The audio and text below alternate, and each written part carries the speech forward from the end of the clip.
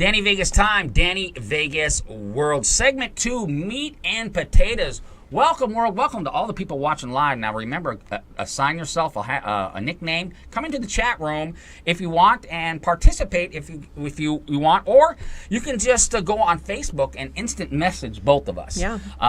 Nicole Taylor Sharp has her computer, like she always does, and I have my phone and all that. Absolutely. Okay. So join in, and if you are watching this back as a video, comment on the section below, and we'll continue the debate and the conversation with you well after this goes out live. Well after it goes on. So Nicole Taylor Sharp, it's very interesting. Every week we have different co-hosts, and they all have different angles and personalities and thoughts. So last Thursday, Jody Rock and I were talking about certain things, like the gentleman that did the bad speech at the BET Awards. We talked about Fox and sexual harassment, and we talked about Hillary Rodham Clinton. And not knowing just a few hours away from that, we were going to have undoubtedly a benchmark moment in America.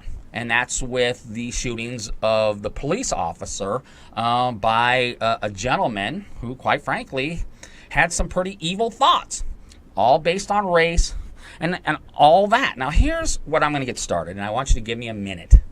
I want people to just kind of sit down and relax a little bit.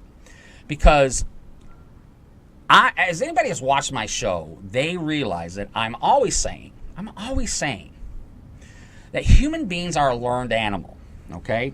For the most part, we don't even have any real instincts at all. Everything from the way Nicole dressed today, the way she has her hair, lipstick, makeup, all that is learned behavior from thousands and thousands and thousands of years of humans being on this planet. Now, it comes down to this, and it's much more.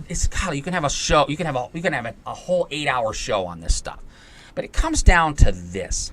My African American friends are screaming to the top of their lungs about what they perceive as this problem with the police department and the justice system, and our white folk tend to be numb to that.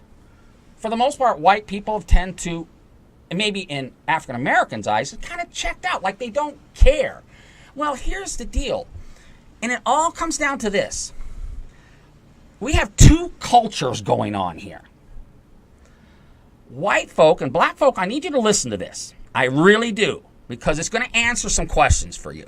And it's going to be kind of hard to swallow for both, if you want to call them sides. I hate to do that.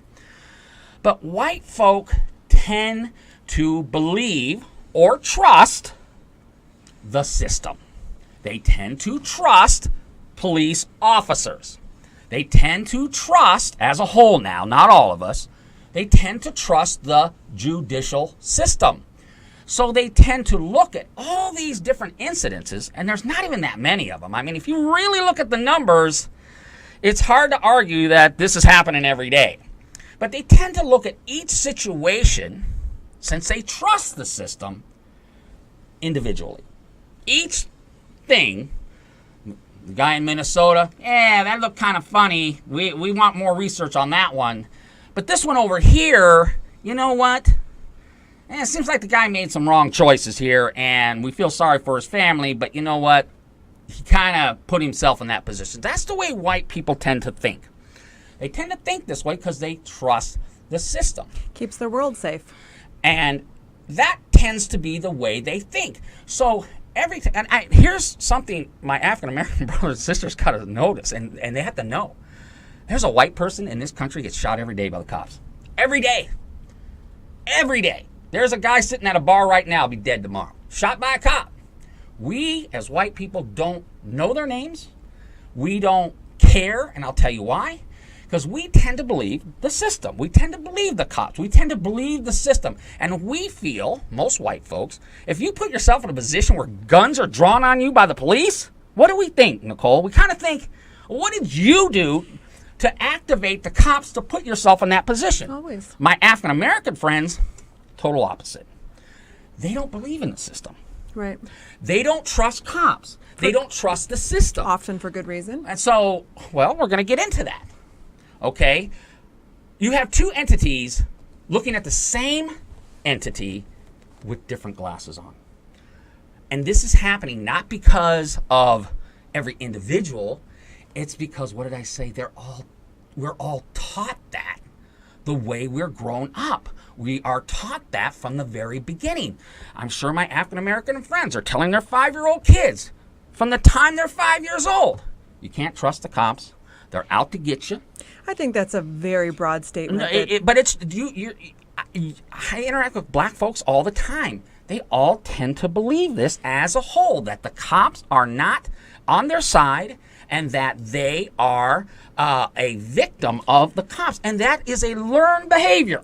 It's ingrained in the culture. It is. It's a learned behavior, but it's learned from what? It's learned from reinforcing experiences again and again. Now, we do, when I say we, I'll speak for the white people. We do want to believe that the system's safe. When someone does something wrong, when something happens and someone potentially has their civil rights violated, right, we want to think, what is it that they did wrong? Even now, I woke up this morning, one of the first things that I saw on my Facebook feed, went back to the shooting in Minnesota. Right. The girlfriend that was doing the Facebook Live feed right after the shooting, talk about Brand New World.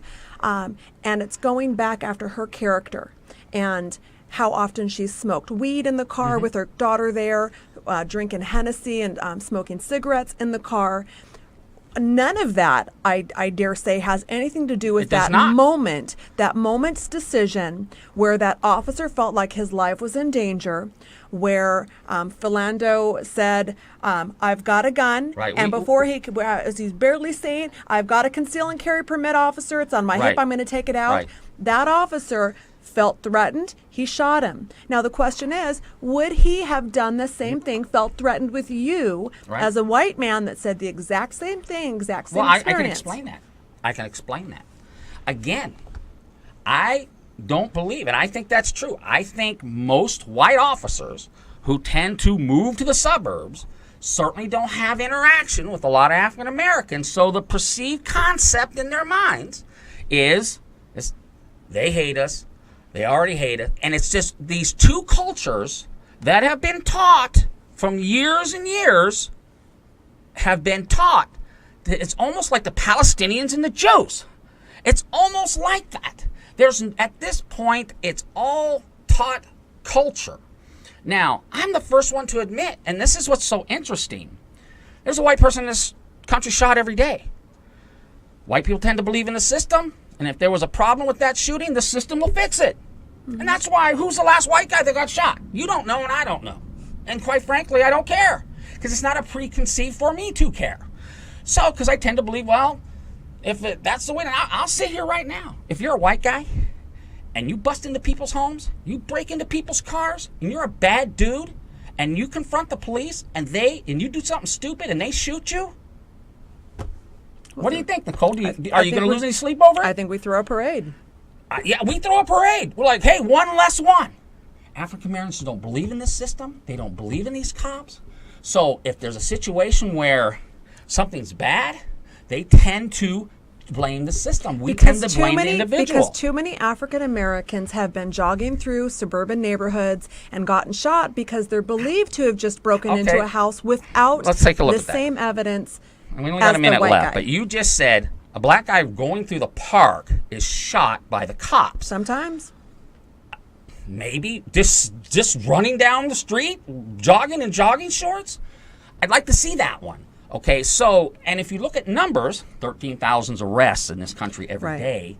How many revolving to shootings? I think it's rare. It's extremely low. I think it's extremely rare. Bigger than just the two or three racist cops. When you're the same black guy who has not gotten picked up by the cab or followed around the department store, being suspicious of shoplifting, it's a reinforcing culture. What? Again, thank you. That doesn't happen to me. That doesn't happen to you. Rarely. And if it does, we're so offended because, oh my God, it's happening to me. How dare you? It's all about perceived culture. Now, it gets a lot deeper than that, and it's a lot more simpler than that. And I was just trying to say, okay, we have baseline. I'm going to go about 10 seconds long. Sorry. It's all about two cultures looking at the same entity with different experiences and different eyes. But we both want it to be better, We and both that's want it to be and better. that's where we gel. Okay. So I hope I made some people think. Don't throw me all the statistics, because that just means you're getting them off the internet and spewing out stuff. Think for yourself. So that's the way I feel about it. We're going to get into some race and marketing in the next segment. We're out. Keep it going. All right.